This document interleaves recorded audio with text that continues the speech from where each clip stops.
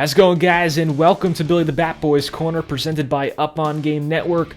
I'm Billy Pinckney, and today we have a special guest joining us in just a moment on this episode. It's Griff McGarry. He's a number 3 pitching prospect for the Philadelphia Phillies, and we're excited to have him on because in our last episode with Connor Norby, I asked him, who was the toughest pitcher you faced last year? And he said Griff McGarry, and he's our next guest. So we have another solid guest joining us who could potentially make it to the big leagues next year. So let's get it started. Let's have Griff join the show right now. All right, guys, we're here alongside Philadelphia Phillies top pitching prospect Griff McGarry. Griff, appreciate you coming on. Yeah, no, thank you for having me on. Absolutely. Well, you had a great season this past year in 2022 with the Phillies reaching different levels all the way up to AAA. But I do want to touch on, before we get to that, your collegiate career as well. University of Virginia, did a lot of winning over there, had a great 2020 shortened year, and then struggled a little bit more in 2021. And I'd love to hear about the adjustments that you made from that season in college in 2021 to then getting drafted and doing really well in pro ball that year. Yeah, it was kind of a unique season. Kind of struggled from the jump, and around halfway through the year, I was actually taken out of the rotation. It's just what was best for the team at the time. And it took around a month or so, working with my pitching coach, Drew Dickinson, and, my teammates, just kind of trying to figure it all out, because I always felt like I had it in the tank, but, just was struggling a little bit early on, especially with command. So kind of honed in on some things, changed a little bit of my delivery, kind of lowered that front side, that front glove side, in the middle of my delivery. And, I started to see a lot of change, and was put back in the bullpen and able to have a few outings, got a little momentum going. And then, once postseason hit, it just kind of felt like I felt like a whole new pitcher. I had all the confidence I needed, the right intent when I was stepping on the mound. I think that's really important. And, that's kind of something I've kept with me into my pro career. But, and then, had a good run in the College World Series, and was just kind of able to, continue all that success on into the beginning of my pro career. How much of it do you believe is mental when it comes to adjustments that you have to make? Do you believe that you were trying to maybe do too much and there was just too much that was running through your head? I feel like a lot of smart pitchers tend to do that sometimes. Yeah, I mean, it's incredibly mental. Whether you like it or not, it truly is. I think for me especially, I think a lot of it was mental, and that big shift, that change for me, a lot of that came from the confidence within myself. I knew I could do it, but it was just I was having a hard time translating that onto the field. And I think once I got my mind right and my head in the right space, I was able to just go out there and compete. And I think that's when I'm most successful. So I think the mental side is really, really important. And I think it's a mix of believing in yourself and trusting your stuff, and then, just going out there with complete confidence. Yeah. You think in the past you were putting too much pressure on yourself and trying to do too much? Yeah, I think so. Knowing it was probably going to be my last year at UVA, maybe I was just stressing a little bit too much, when I was out there on the field. And I think it showed early on, but, luckily, from the help of my teammates, coaches, I was able to make that change down the stretch. And, I think it was for the better. I mean, in this game, you're going to fail a lot, a high percentage of the time. How do you approach that, knowing it's going to happen? Some guys take it better than others. You see some take it out on other people, on different items. They'll throw their stuff and things like that. But how do you go into it knowing that, hey, it's going to happen at some point, and it's just how it is?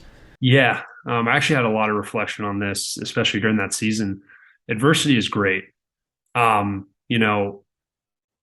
As a pitcher, as a hitter, regardless, you're gonna get beat, right? You're gonna strike out. You're gonna get an absolute nuke hitting off you, right? It's all about how you bounce back. So, I think in the moment it's definitely pretty tough to do, but just slowing the game down as much as you can is really, really important. Especially when battling adversity, because that allows you to be in the right headspace, take a second, breathe, and go back at them. I think for me, specifically, that adversity that I faced during my last season at UVA, I think shaped me into, the pitcher I am today. And, without it, I wouldn't be where I am today. I wouldn't have made all those changes. And, I think it might be tough in the moment, but in the long run, if you stick to it, it's going to be all worth it. Well, you were then drafted by the Phillies. We just talked about that a little bit before, but I mean, how exciting was it to, after a season that you had, a draining year for you, how exciting was it to get that call? Yeah, it was a pretty special moment. I was back in California with where I grew up. I was with my family, and yeah, it was pretty special to see my name up on the TV, and just a really cool moment. And I was pretty excited immediately, to be going to such a sports city, such an awesome fan base. So it's definitely a cool organization to be a part of. Well, this past 2 seasons with them have been fantastic for you. I'd like to get your take on the development throughout the beginning of your time with the organization up until now, what you've been working on.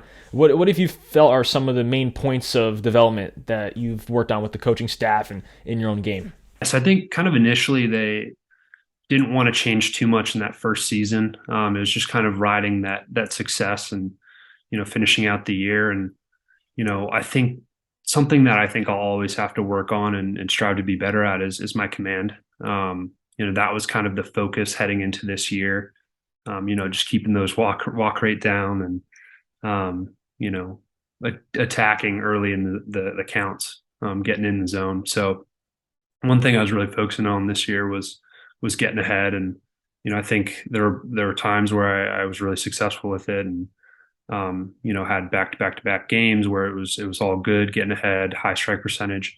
And, there were times of the season where, one game I might not quite have it. And, you got to kind of make the most of it and, go as long as you can for your team. So that was one big thing, definitely my command. And then, another thing I was working on with our staff was my slider, kind of developing that into a little bit more of a defined pitch. Prior to the Phillies, it was always kind of like a slurve and had curveball characteristics, but I'm kind of transitioning now into distinguishing that from my curveball and making it a little bit firmer and a little bit more sweeping action. Awesome. Great stuff. Well, we do have a ball right there you have. Would you be able to take us through some of your grips? Yeah, for sure. So start off, I throw a traditional 4-seam fastball. I do kind of grip it pretty deep, which is unique, deep into my pocket there. And then my slider is not too different.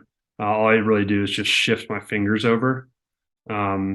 Still kind of have that deep pocket grip. And with my slider, I'm a firm believer of rip it and grip it. So kind of stick to that. And then my changeup, which is still kind of in development, I throw a kind of like a Vulcan. It's almost like a split and circle change hybrid. So kind of split my middle finger, my ring finger, and just try to focus that ball coming off this ring finger. That's really important with the changeup. And then lastly is my curveball, which I throw off this horseshoe right here. Again, that kind of deep grip and, just try to be on top of that ball. So, yeah. I'm sure as you continue to develop them and fine tune them, your command will continue to improve. And that was a drastic difference between your college year and then pro ball. I mean, you've been commanding the ball a lot better. What would you say to younger players who are really trying to command the baseball a lot better with a variety of pitches? How would you say they go about doing that? What's worked for you so far in that phase? I think the most important thing with command is your intent when you're stepping on the mound. So, for me, I think I made this change during my college career. Before I would step on the rubber, just kind of actively thinking like, all right, I'm gonna throw a strike here. It's not like, oh, I hope I throw a strike here, or I hope I don't throw a ball, right? It's getting in the right mindset before you step on the rubber. And that goes for hitting, like, all right, I'm gonna barrel this ball, whatever it may be. But for me, I saw like immediate change.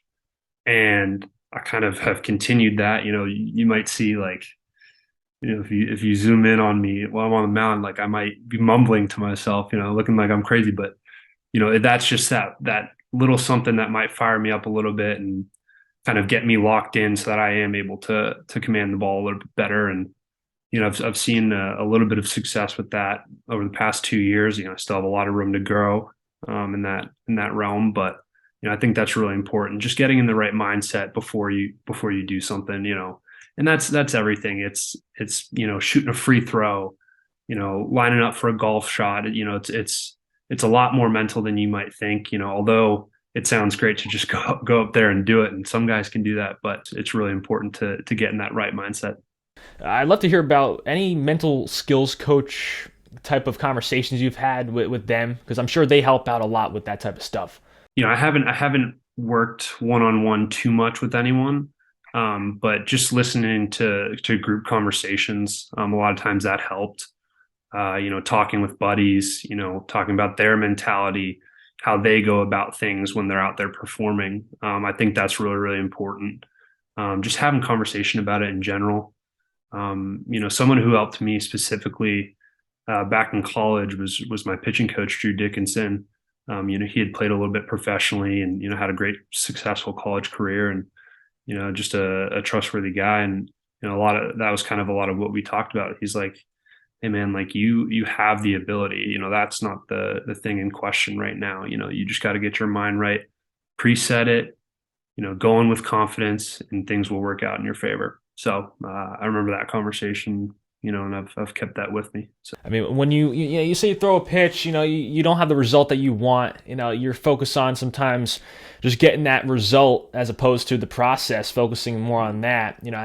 How do you go through that process of trying to figure out, hey, I got to just stick with my plan here and not worry about that ball that the lefty was just able to nibble off to the left side and get it through on third base bag and for a double. Those situations. Something that helps me is just going to the back of the mound, taking a deep breath, resetting and saying, all right, like it's go time now. Like flush it, let's go now. Runner on, no worries. I got this right here. Just maintain that confidence, even when you're struggling. Well, it's funny. We had Connor Norby on our last episode from the Orioles, and I asked him who the toughest pitcher that he faced was, and he said you. He said that you pretty much owned him last year for some of that year, and so I had to have you come on. And I mean, when you're facing a guy like that, who he's someone who's going to get on base, high average, walk rate, and all that stuff. How do you approach those types of hitters who have a great chance of getting on base, are going to do what they can to beat out ground balls and just get there? Yeah, no, I mean, Connor's a great player. A guy like that, you can't go for the strikeout, right? He's a guy that's going to put the ball in play, run hard down to first base, wherever that ball is. So, it's just about, hitting your spots, trusting your stuff, because, he's going to do what he does, right? Hit the ball hard, put it in play. So, all you can really do is, go for, not the best contact or, whatever it may be. But yeah, no, that's very nice of him to say. He's a good player as well. Would you rather face a lineup full of guys who are going to put the ball in play, maybe a little bit faster, or would you rather face a lineup full of guys who, big home run guys, ones who might miss the ball, might miss the barrel to the ball a lot more, but have a chance to do damage with the big fly? Yeah, I mean, that's a tough one. It's I feel like it's always just a little bit harder pitching with runners on base. So I think I would say I'd rather face, a bunch of home run hitters that might have that swing and miss tendency, because, I'd rather go for that than, a bunch of guys barreling the balls in the gaps, So yeah, I'd say home run. I'd rather face some home run hitters and, give it my all, let them have it. I'm going to have to ask you the same question I asked Connor, but in reverse. Who is the toughest hitter? Any hitters that you faced that were really difficult outs? Yeah, one of my first few outings this season, Adley Rutschman was rehabbing down in IA, so he barreled a few balls off me. I remember my first at bat against him, and he fouled a few off, and I was like, all right, And then he barrels a ball, like smokes it opposite field. He's hitting lefty because he's a switch hitter, opposite field to a left fielder, and it had to be 110 off the bat, just right out of our left fielder. I was like, ooh, there we go. Like, all right, that's Rushman. And then next at bat, he barrels a double, and I'm like, all right, a big leaguer. But yeah, no, he's a pretty tough at bat. I think once you get to those higher levels, I think all those guys can swing it. Guys like Norby, but especially the Orioles, they have a lot of good players. We play them a lot. One of my tough at bats is kid I actually grew up with, Darren Baker. He's a really really talented player, and he's kind of one of those same guys, similar to Norby. Barrels the ball well. So he's always a tough at bat. But yeah, I mean, I would say if I had to choose one, it'd probably be P. Rutschman. What can you learn from those at bats when you're facing guys who are in the big leagues already and ones who are more experienced maybe a little bit and have better eyes, are able to exploit those pitches that you think even might be good? There's some times where you execute a pitch, but they're able to still get a barrel on it. What can you learn from that? I mean, first thing that comes to mind, if you throw a mistake, they're going to do some damage. So, you can't leave anything over the middle of the plate. I think that's where a lot of that pregame preparation comes in. Kind of looking at swing tendencies, heat maps where they like to chase, maybe out of the zone, where you can work with against a hitter, of that caliber. And I think the higher up you get, obviously there's the more talented hitters. So I think kind of that preparation is really, really important heading into game, and being on the same page as your catcher as well, is really huge. Yeah. How much do you dive into those analytics and the heat maps and all that? You a fan of that? Yeah, I would say I am a fan of that. Um, I don't look too much into it. Obviously I'd rather play to my strengths than someone else's weakness, but I think it can be pretty beneficial to look at, going into an outing day before maybe, or day of, just kind of getting your mind right, um, sharpening your edges so that you're prepared when you're facing a hitter. Sure. How do you toe the line of, okay, this is a good amount of info that I'd like to know and absorb, and the other side of it being, this is too much, I'm going to start overthinking about it and maybe just confuse myself a little bit when I'm trying to execute? Yeah, I think kind of easing your way into it. If you're somebody that hasn't really looked at analytics, or don't have access to it maybe at the level you're playing at, just easing into it. It's kind of trial and error. I think a lot of that stuff can be helpful during bullpens. But really, when it comes down to it, it's about going out there and competing. Because when you're out there, you can't be, oh, what does this guy have? So yeah, I'd say easing into it, and if that's something that benefits you, by all means go for it. If not, that's okay. Just go out there and compete. Well, you did end up reaching AAA, pitch a little bit there. What were you able to take away from that brief stint in AAA? Yeah, so I had actually, most of the year I had started, but when I got to AAA, they had kind of switched me to the bullpen.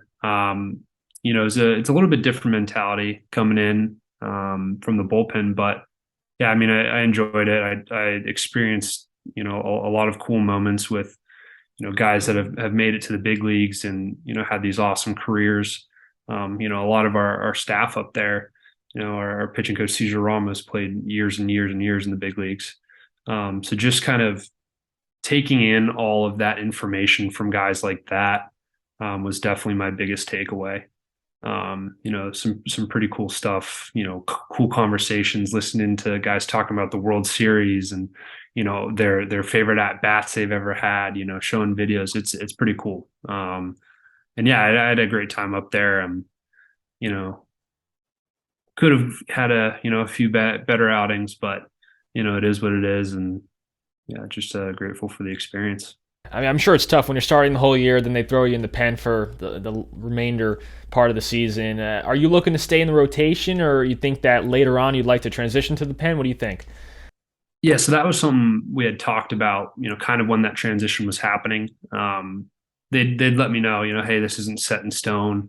They just kind of wanted to try it out for the end of the year and, see where it took me.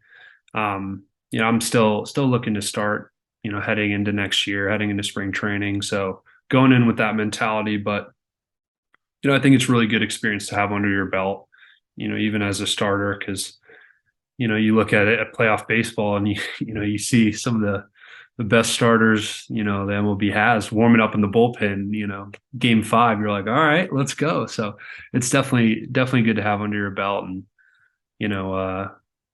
however, whatever gets you there. How much of a routine guy are you? When you're a starting pitcher, you have more of a laid out routine, but if you're in the pen, it's kind of compressed into a shorter amount of time. And I'm sure it's valuable to, like you said, to have that knowledge of, okay, this is what I got to do in that spot. But do you like to have a nice routine on your start days? Yeah. I would say, as a reliever, less is more. Because you kind of almost have to be ready every single day. But as a starter, you can kind of spread things out a little bit more, and have more of a routine. On both sides, I think being diligent is really, really important. Doing your bands the same every day.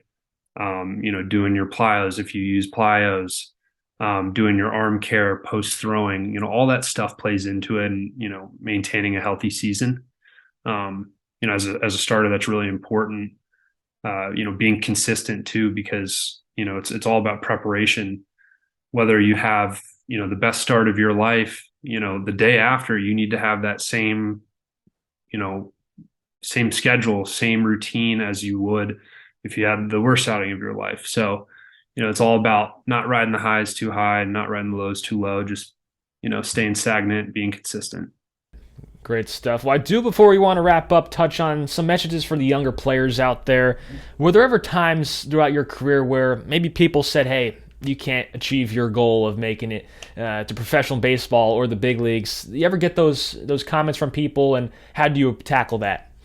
Yeah, I think, growing up, I played in a lot of tournaments, and always wanted to be out on the field, and, not that it was, intentful, from these people that, I had these type of conversations with, but, it's more so, it's like, oh, wow, that's a pretty big dream, to go play. But, it's about focusing on yourself, going out there and having fun. And if you're somebody who wants to play every day and make it to the major leagues, like, by all means do it, go for it. I don't think you should ever let anyone tell you to let up or, whoa, take it easy. If you really truly want to do something, go do it. And that goes beyond baseball too. Chase your dreams. Like, it's only a few steps away, but you just got to trust it. Great stuff. Griff, I appreciate you coming on. Thank you. And enjoy the rest of the off season. Hopefully we'll see you in Philly in 2023. Definitely. Thank you, Billy. We'd like to thank you for joining us here on Billy the Bat Boy's Corner, presented by Up On Game. Another fantastic guest we had on, Griff McGarry, talking some pitching, talking some mental side of the game as well, because that's so important, especially if you're a pitcher. A lot of it's mental. We hear so much about how hard could you throw, what are your physical abilities and attributes, but we don't hear as much about the mental side and what truly goes into it in order to be a pro player. And he's somebody who hopefully makes it to the big leagues very soon. He's got the talent. He's got it all. And now we're excited for him. And it's a great chat with him. But if you'd like to learn more about what we're doing here with Billy the Bat Boy's Corner and Up On Game, be sure to follow us on social media, at Billy the Bat Boy, at Up On Game Network. Rate, review, subscribe. And don't forget, we're supporting the Fowler English Center in Paterson, New Jersey, helping give back to the community. Thanks for joining us, and we'll see you next time here on the show.